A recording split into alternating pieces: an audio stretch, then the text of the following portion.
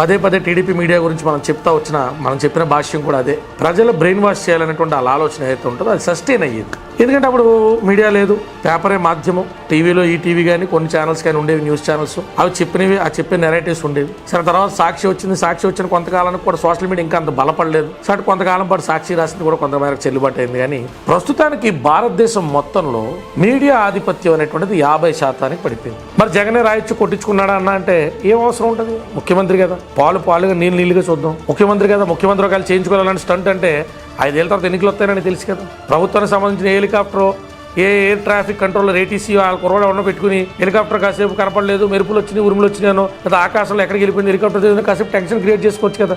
త్రుటిలో తప్పిన ప్రాణాప్రాయం, మళ్ళీ కూడా ఆశీస్సులు, తల్లి యొక్క ఇది, అందరి యొక్క పూజలు, అభిమానులు అందరితో మళ్ళీ భూమి మీదకి వచ్చారని చెప్పి అలాంటిది ఏదైనా కన్విన్సింగ్ నెరేటివ్ సృష్టించుకోవచ్చు కదా. కొంచెం కాస్ట్లీ అఫేర్ అయినా రాళ్ళతోనూ క్యాటర్ పిల్లర్స్తోనూ ముఖ్యమంత్రి సస్టైన్ అవ్వగలిగేది ఏముంటుంది?